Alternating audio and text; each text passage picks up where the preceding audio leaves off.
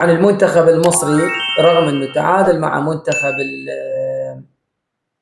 المنتخب البلجيكي، تراجع مركز واحد، لان المنتخب الكندي فاز وتقدم بالترتيب. عندنا 34 السويد تقدم 4 مراكز، 35 روسيا، 36 بولندا، 37 ويلز، 38 هنغاريا او المجر، وعندنا 39 بنما تراجع 5 مراكز بعد الخسارة من غانا، و40 اسكتلندا، 41 صربيا، 42 الباراغواي، و43 عندنا 43 الكونغو الديمقراطية تقدم 3 مراكز بعد التعادل مع المنتخب البرتغالي. عندنا 44 تشيك تراجع 4 مراكز تعادلين بتعادل وخسارة، خسارة من كوريا وتعادل من جنوب أفريقيا، و45 الكاميرون، 46 سلوفاكيا، 47 اليونان، و48 فنزويلا، و49 تشيلي، 50 بيرو، 51 كوستاريكا، و52 رومانيا، 53 مالي، 54 تونس. لحد الآن متراجع 9 مراكز، وراح يقابل يوم 21 يونيو منتخب اليابان. في حال الخسارة ممكن يتراجع بعد أكثر للمركز 60.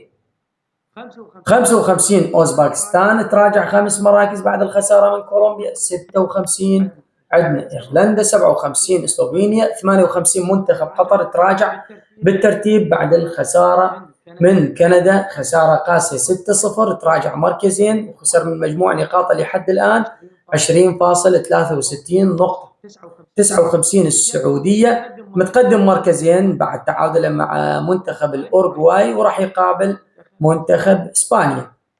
بس بالمركز 60 المنتخب العراقي تراجع 3 مراكز بعد الخسارة من منتخب النرويج، وممكن يتراجع بعد أكثر في حال خسارته من المنتخب الفرنسي، وهذا الشيء مؤكد، ونتمنى نشوف شيء مختلف في مباراة أو نتيجة مختلفة خلال المباراة.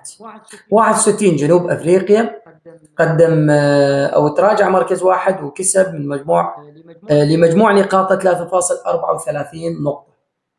عندنا بعد من المنتخبات الموجودة ببطولة كأس العالم الراس الأخضر متقدم 4 مراكز بعد التعادل مع منتخب إسبانيا، وراح يقابل منتخب الأورغواي.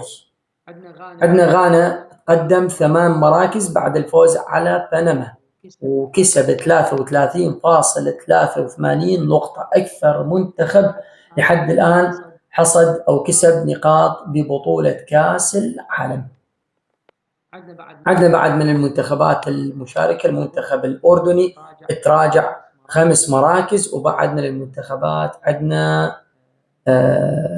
منتخبات كوراساو 78 أو كوراساو بالمركز 83 تراجع مركز واحد. نيوزيلندا تقدم 3 مراكز بعد التعادل الأخير مع منتخب إيران، كسب تقريبا 14 نقطة.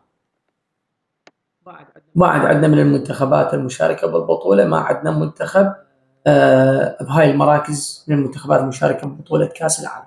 هذا كل التغيرات اللي صارت بالترتيب آخر يومين، وبهذا وصلنا إلى نهاية الفيديو. أتمنى أن ينال إعجابكم، أشكركم على المشاهدة والمتابعة، تحياتي.